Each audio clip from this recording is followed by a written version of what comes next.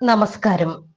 ഇന്ന് 2024 നവംബർ 18 തിങ്കൾ. ദേശാഭിമാനി മുഖപ്രസംഗം. അവതരണം രമ്യ മനോജ്. ക്രൂരം, ഹൃദയശൂന്യം.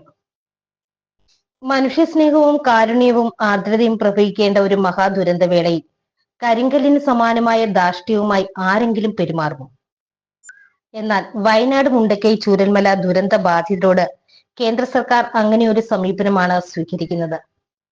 ഉറ്റവരും ഉടിയവരും നഷ്ടപ്പെട്ട് വേദനയുടെ തീക്കനലുകളുമായി ജീവിതാവസാനം വരെ കഴിയേണ്ടി വരുന്നവരോട് അങ്ങേയറ്റം മനുഷ്യത്വഹീനമായ നിലപാട് കേന്ദ്രം കൈക്കൊണ്ടിരിക്കുന്നു.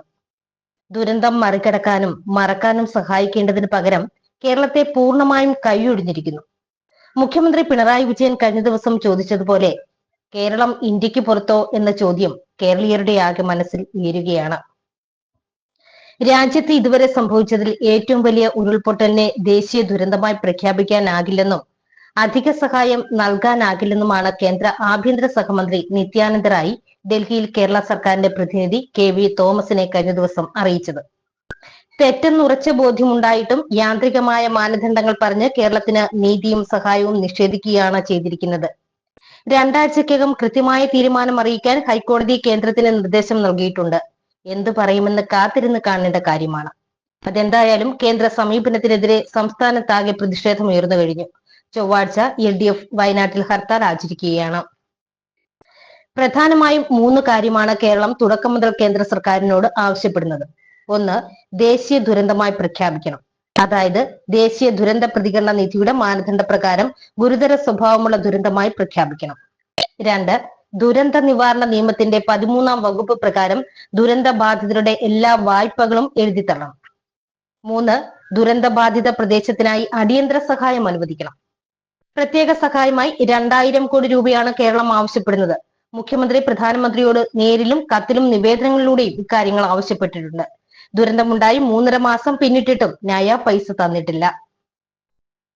സഹായം നൽകാതിരിക്കാൻ കേന്ദ്ര സർക്കാർ പറയുന്ന വാദം യുക്തിരഹിതമാണ്. സംസ്ഥാന ദുരന്ത പ്രതികരണ നിധിയിൽ നിന്ന് പണം എടുക്കാമെന്നാണ് പറയുന്നത്. ദുരന്ത നിവാരണ നിയമം അനുസരിച്ച് രൂപീകരിച്ചിട്ടുള്ളതാണ് സംസ്ഥാന ദേശീയ ദുരന്ത പ്രതികരണ നിധികൾ. സംസ്ഥാന നിധിയിലേക്ക് കേന്ദ്രം നൽകേണ്ട വിഹിതം ധന കമ്മീഷൻ നിശ്ചയിച്ചു നൽകുന്നതാണ്. സാധാരണ സംഭവിക്കുന്ന ദുരന്തങ്ങൾക്കും നാശങ്ങൾക്കും നിശ്ചിത മാനദണ്ഡപ്രകാരം ഇതിൽ നിന്ന് സഹായം നൽകുന്നുണ്ട്. വയനാടിന് മാത്രമായി ഇതിലെ പണം ഉപയോഗിക്കാനാകില്ല. അസാധാരണ സാഹചര്യങ്ങളിൽ ദേശീയ നിധിയിൽ നിന്ന് പണം നൽകണം. മറ്റ് സംസ്ഥാനങ്ങൾക്ക് അങ്ങനെ നൽകുമ്പോൾ കേരളത്തെ തഴയുന്നു. സംസ്ഥാന നിധിയിലേക്ക് 291 കോടി രൂപ നൽകിയിട്ടുണ്ടെന്നാണ് കേന്ദ്രം പറയുന്നത്. നിധിയിൽ ശേഷിക്കുന്ന 96.8 കോടി രൂപ സംസ്ഥാന വിഹിതമാണ്. കർശനമായ മാനദണ്ഡപ്രകാരം മാത്രം ചെലവഴിക്കാവുന്ന ഈ തുക വയനാടിന് മാത്രമായി ഉപയോഗിക്കാൻ കഴിയില്ലെന്ന് മാത്രമല്ല, ഈ തുക കൊണ്ട് വയനാടിന്റെ പുനരധിവാസം എവിടെയും എത്തുകയുമില്ല. ഈ തുക അപ്പാടെ എടുക്കാൻ കേന്ദ്രത്തിന്റെ പ്രത്യേക ഉത്തരവുമില്ല. വെറുതെ മുടന്തൻ വാദങ്ങൾ പറയുന്നെന്ന് മാത്രം. ദേശീയ ദുരന്തമായി പ്രഖ്യാപിക്കാൻ വകുപ്പില്ലെന്ന വാദവും തെറ്റാണ്. അസാധാരണ ദുരന്തങ്ങളെ ദേശീയ ദുരന്തമായി പ്രഖ്യാപിച്ച് അധിക സഹായം നൽകാമെന്ന് 10ാം ധനകമ്മീഷൻ ശുപാർശ നൽകിയിട്ടുണ്ട്. വയനാട്ടിൽ വന്ന് ആശ്വാസ വാക്കുകൾ ചൊരിയുകയും കേരളം തനിച്ചല്ലെന്ന് പ്രഖ്യാപിക്കുകയും ചെയ്ത പ്രധാനമന്ത്രി നരേന്ദ്രമോദിയുടെ ആത്മവഞ്ചനയാണ് ഇപ്പോൾ കാണുന്നത്.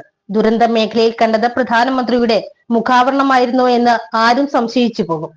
കേരളത്തിൽ ഇടതുപക്ഷമാണ് ഭരിക്കുന്നത് എന്നതിനാൽ ഈ നാടിനെ തോൽപ്പിക്കാൻ പറ്റുമോ എന്നാണ് മോദി ഭരണം എപ്പോഴും ശ്രമിക്കുന്നത്.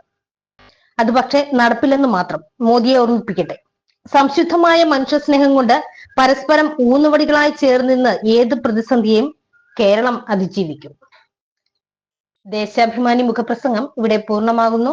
നന്ദി, നമസ്കാരം.